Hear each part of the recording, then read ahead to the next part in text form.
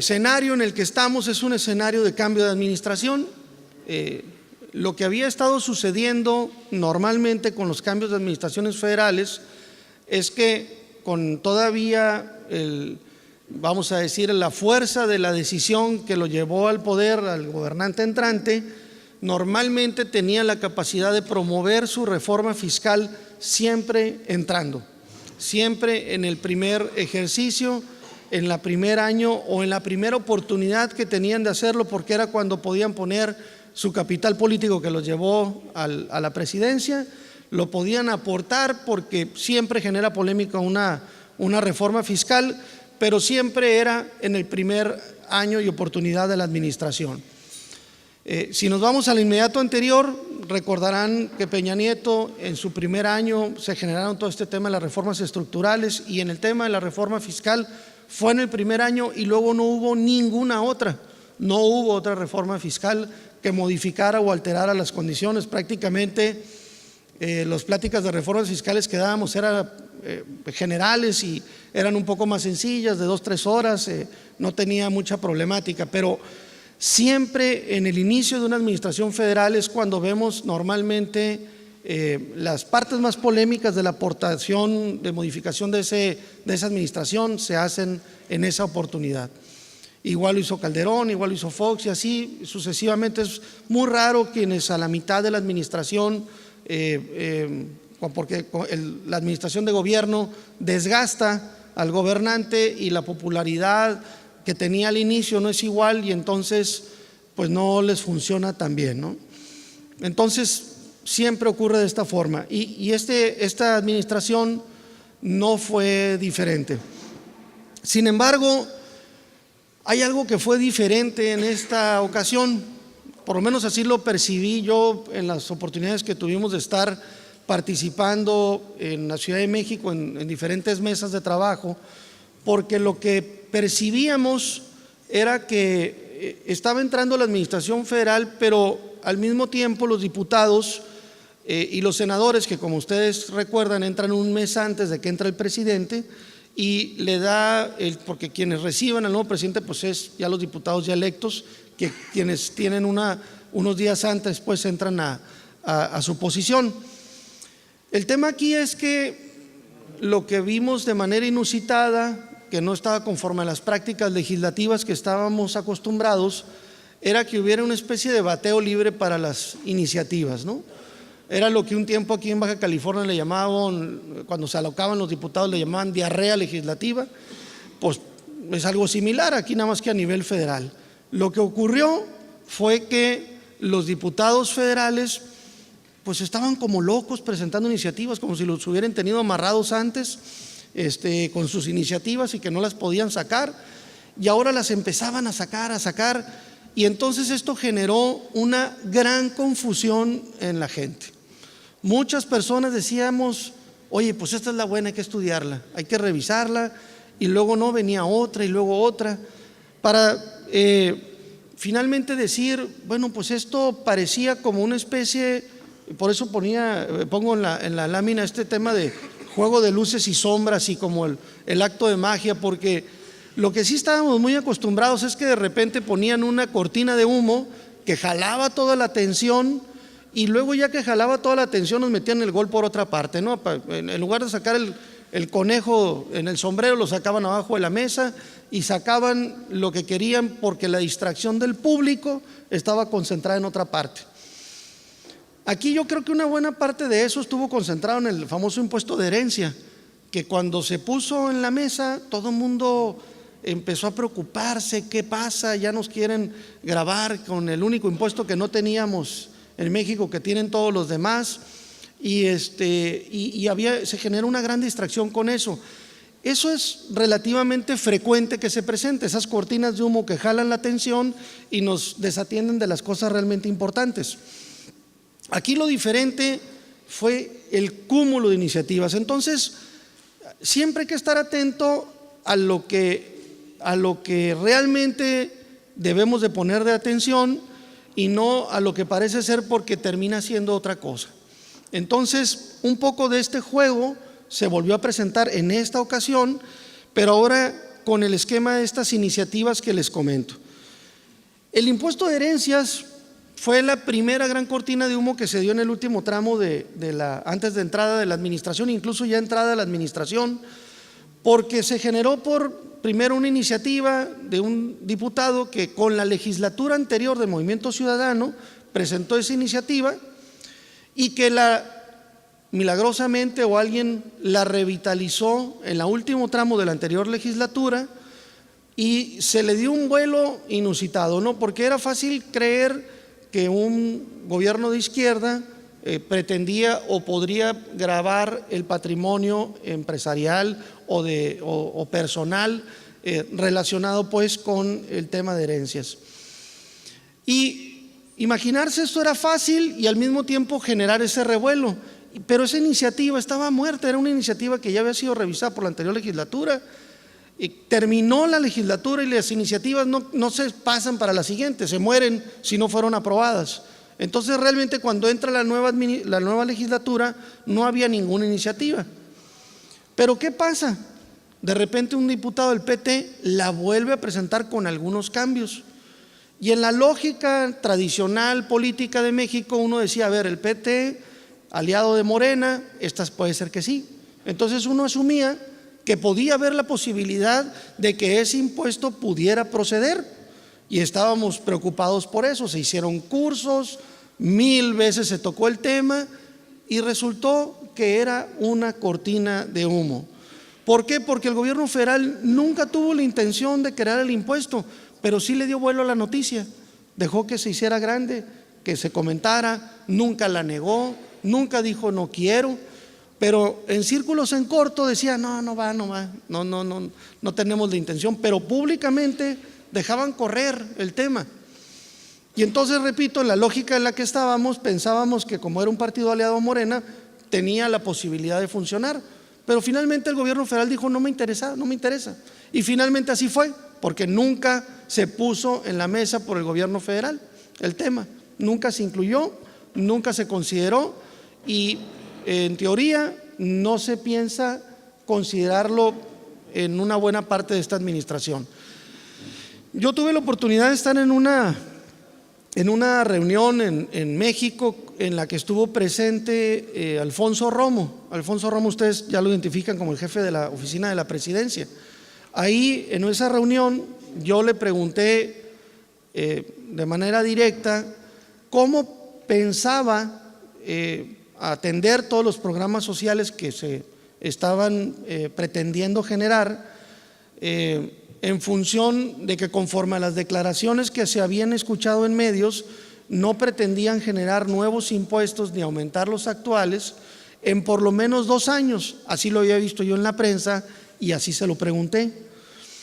Cuando me responde, lo que me responde, pues ya no supe después cómo interpretarlo, si con gusto o no, porque lo que me dice es que no solamente no lo decía él, sino que Andrés Manuel lo juró y juró que no habría ni nuevos impuestos ni incrementos de los actuales en todo el sexenio. Y entonces en principio pues como que me dio gusto, pero luego también dije, bueno, ¿y entonces de dónde va a sacar el dinero?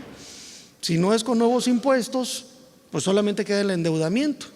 No hay otra manera, porque el combate a la corrupción y todo este tema, este discurso, pues quienes revisan este tema con mucho cuidado saben que aun y cuando se diera esta circunstancia milagrosa, pues de todas maneras no alcanzaría. Sin embargo, así lo dijo, así me lo manifestó en esa reunión y pudiéramos decir que esa promesa casi la cumplió, porque efectivamente no se aumentaron los impuestos ni se crearon nuevos. Pero otra vez, y lo vamos a ir platicando cuando lo veamos con detalle, subyacente están una serie de medidas que de manera indirecta generan más pago de impuestos, sin tener que modificar las tasas, sin tener que modificar las bases de los impuestos, como la figura de la eliminación de la compensación universal y otras de las cuestiones que ahorita iremos platicando con más detalle. Pero regresando al tema de las iniciativas, el impuesto de herencias, no se preocupen, no está ahorita en el tema. y un poco como digo en broma y en serio, pues Alfonso Romo dijo que en 6 años no habría esos aumentos.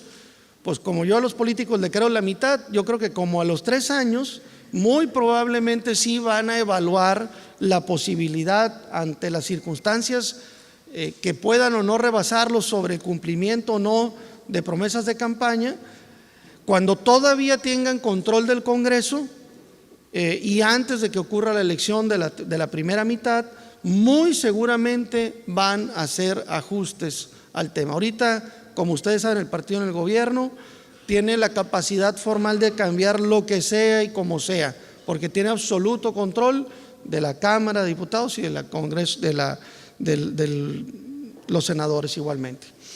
Entonces,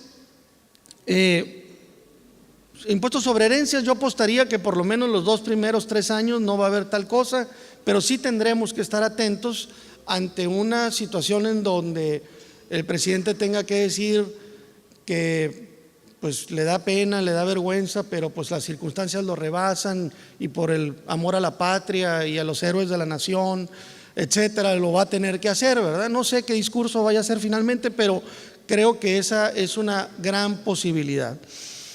El otro de los temas que nos llamó mucho la atención fue el tema de los decretos de frontera, el decreto de frontera, de estímulos de frontera, porque en este tema se presentaron 5 iniciativas por el PRI, por el PAN, PRD y también por Morena. Y en la lógica antigua, si venía una iniciativa del partido en el poder, uno asumía, esa es la buena, pero no, ninguna era buena. La diputada de Morena que propuso eso le pusieron una regañiza porque no le hizo caso a su partido, le preguntó, no sé, y finalmente no salió esa iniciativa. Nada que se promovió como iniciativa funcionó hasta que el gobierno formalmente hizo su propuesta, que no tenía nada que ver. En algunas partes se aparecen, algunas partes de las iniciativas que se presentaron, pero formalmente la iniciativa terminada, presentada por el Ejecutivo, nada tenía que ver con las iniciativas que se habían presentado los diputados. Y además, pues nunca se pretendió hacerlo como los diputados lo pretendían en la ley, sino hacerlo a través de un decreto, de lo que también vamos a platicar un poquito más hacia adelante. Entonces, repito, estamos ante lógicas diferentes, ante escenarios y condiciones que no son iguales a como los teníamos previstos. En materia de IESPIs en combustibles se volvieron también locos porque todo el mundo quería bajar, jalarse esa popularidad de bajar el combustible, eliminando el IVA, bajando el IESPIs y provocar una baja en los costos de los combustibles. Muchos diputados decían, tú prometiste, ahora cumple, y se traían todo este tema de la discusión de los combustibles. Todas esas iniciativas que se presentaron, ninguna pasó, ninguna. Y no nomás fueron 8, terminaron siendo como 17. Luego tenemos el tema de la iniciativa también un poco rara que se presentó, que a mí me tocó también estar muy directo en ese proceso de esa propuesta, y lo que les puedo decir que el gobierno federal trae un combate específico en atención a todos los esquemas de facturación por operaciones falsas o inexistentes a su consideración. Y en este tema, como un combate directo a este fenómeno de estrategia fiscal, lo que el gobierno propuso, porque aquí el gobierno entre comillas lo pongo porque fue una iniciativa que presentó Prodecon, un poco raro porque es una iniciativa de la Procuraduría de la Defensa de los Derechos del Contribuyente, se presenta esa iniciativa asociada en logos, en la propuesta de la iniciativa a Morena. Entonces tú veías una dependencia, un organismo, una institución pública asociada a un partido político presentando una iniciativa. Esto no lo había visto yo nunca, y tengo los documentos firmados por los dos, ¿no? Por el director del presidente del Prodecon y por el presidente de Morena presentando la iniciativa. Imagínense el día de mañana una iniciativa del Instituto Mexicano del Seguro Social y ven el logo asociado al PAN y se presenta la iniciativa. Nunca se había visto, es algo totalmente irregular, pero así se presentó.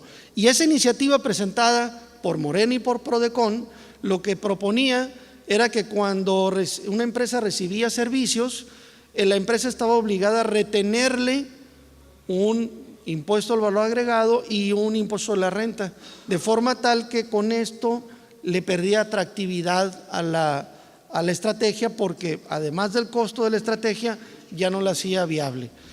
Esa propuesta en el sector empresarial se aceptó parcialmente en la parte del IVA. Decía, la posición generalizada es: está bien, retén el IVA, pero no retenga renta, porque renta le causaría mucho perjuicio a las operaciones de servicios en donde los márgenes de ganancia son muy pequeños, como por ejemplo los servicios de obra, de administración de obra y demás, en donde siempre las ganancias los márgenes son muy pequeños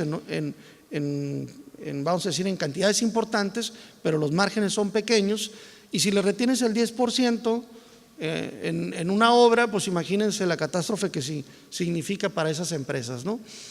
Se estuvieron haciendo ajustes, al final decidieron eliminar la propuesta, nunca lo dijeron abiertamente, pero la otra parte de propuesta de Prodecon y de Morena, que estaba en esta iniciativa, pero que se mató, pero que se presentó por la puerta trasera, fue la modificación en el Código Fiscal, que más adelante va a ser tratada, para el tema del agravamiento de la pena en el caso de expedición de comprobantes o adquisición de comprobantes por operaciones falsas o inexistentes.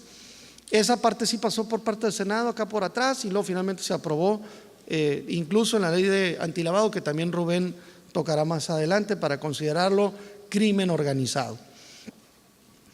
Entonces, esa iniciativa tampoco pasó totalmente como se había previsto. Y finalmente también se presentó por un representante del PT un impuesto para cobrar servicios digitales, telefonía, internet y todo aplicaciones, que la idea era grabarlos de acuerdo con esta iniciativa, que tampoco pasó.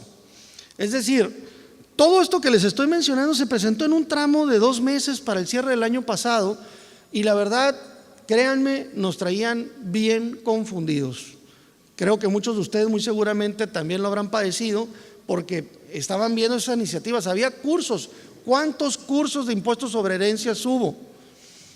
Hubo varios cursos, seminarios sobre el impuesto sobre herencias, que nunca pasó, y estábamos todo el mundo concentrado en eso y nunca sucedió.